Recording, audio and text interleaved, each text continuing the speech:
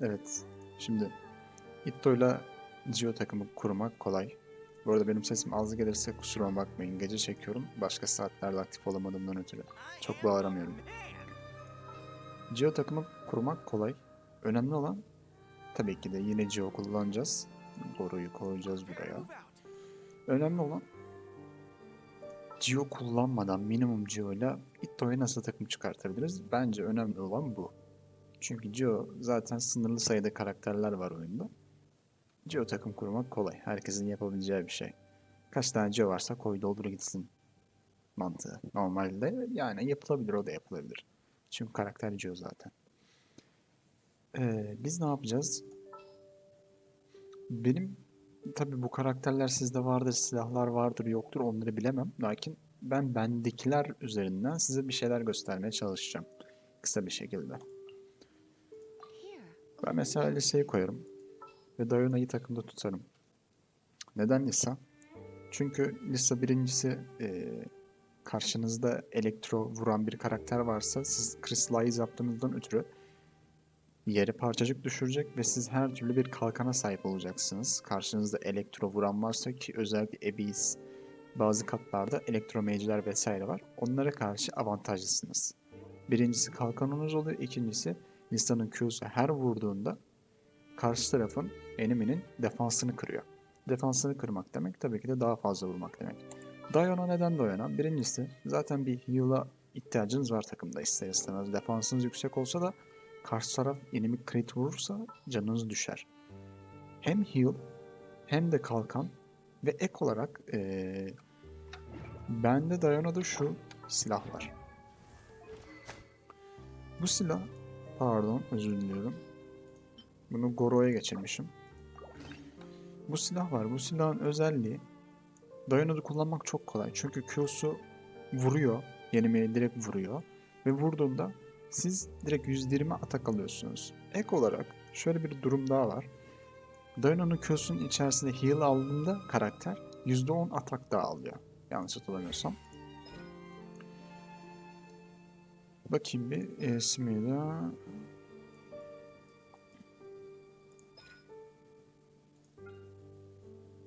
Hatırlayamadım şu an ya. Pardon hemen buldum.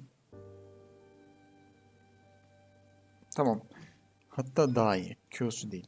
E'si e, aktive ettiğimizde yani şu yukarıya çıkan patiler yenilmeye vurduğu anda %10 atak alıyor. Bütün takımdaki karakterler. Ve ek olarak eğer Diana'ya şu artifactleri koyarsanız, bunu koyarsanız bu patiler aynı zamanda hem kendi talentından geldiği şekilde bir %10 atak veriyor.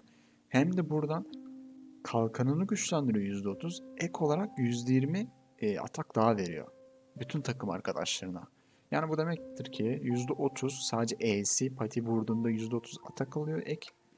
Ve hem heal veriyor hem de bir %20 de ben mesela yaydan alıyorum. Bu yay sizde olmayabilir ama.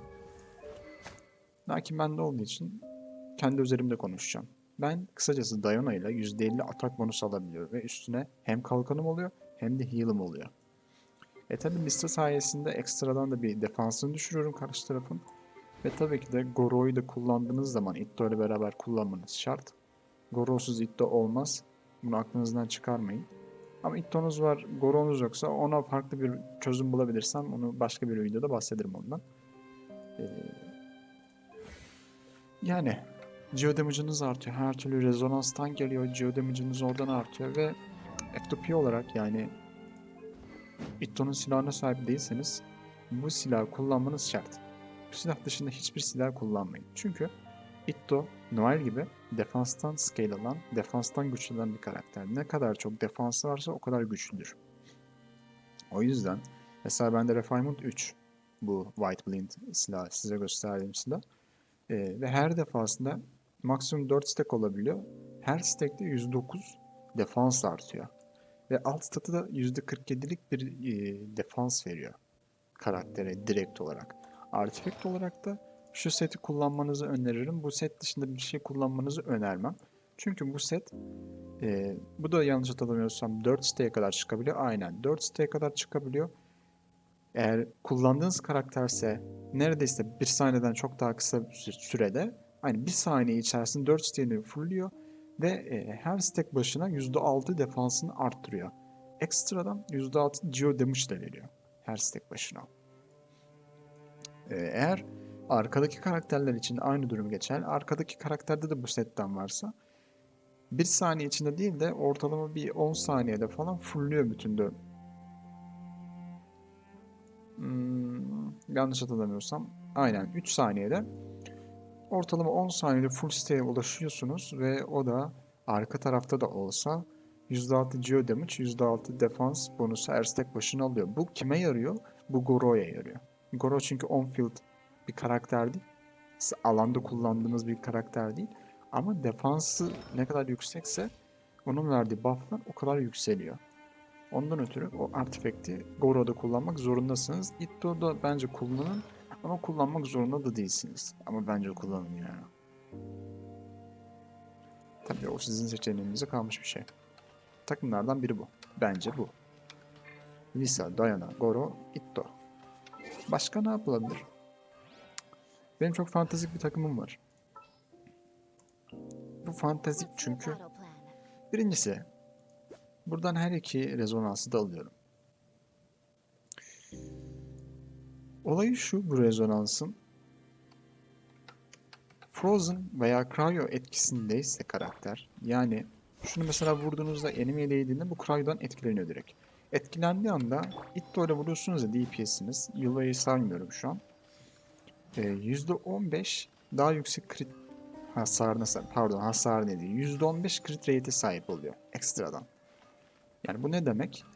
Mesela şu an benim Itto'm dizili değil. Lakin crit rate şu an %15 diyelim. Cryo ile etkilenmiş bir karaktere vurduğumda, enemy'ye vurduğumda %30 rate ile vuruyorum. Olay ne? Olay şu. Atıyorsun, alana bak. Yani bu alanın içinde bir sürü düşmana vuracak ve senin ilk ton köyü aslında özellikle etrafa vuran bir karakter. Hepsi için %15 bir crit rate ekstradan. ABS de çok güzel bir şey. Ve neden Yula? Onu söyleyeyim. Ekstradan fiziksel bir karakter olduğu için Itto'yu kesen bir karakter değil DPS olarak. Yani çakışmıyor. Mesela bazı karakterler çakışır elementlerinden ötürü. Lakin Yula hiçbir karakterle çakışmaz fiziksel vurduğundan ötürü. Ek olarak bende silah var. Yula kendi silahının stayını hızlı kasıp doldurabiliyor. Ve bunun stayını de aynı şekilde doldurabildiğiniz takdirde Diana'da kullandığım silah setiyle aynı. Bu seti kullandığınızda atak speediniz %12 arttırıyor. Itto'da bu neye yarıyor? Itto'da ne kadar hızlı vurursanız o kadar hızlı stack kasarsınız. Ve ne kadar hızlı stack demek? Ekstradan bu vuruş demek. Yani bu vuruşu ne kadar çok yaparsanız o kadar daha fazla hasar çıkartıyor bir Itto. Kısacası Itto hızlı vurmalı.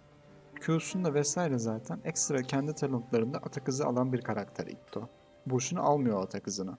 Alıyor ki çünkü o stackleri hızlı doldurabilsin. Yula ile beraber kendi silahı da varsa Yula ile beraber kullandığınız takdirde %50'nin üzerinde bir atak hızı elde edebiliyorsunuz. Yani bu da demektir ki Itto'nun maksimum damage'ına falan yaklaşıyorsunuz. Ki kendi silahını kullanmak zorunda değilsiniz bana kalırsa. Gerçi yani tabii ki kendi silah olursa daha iyi de bence gerek yok.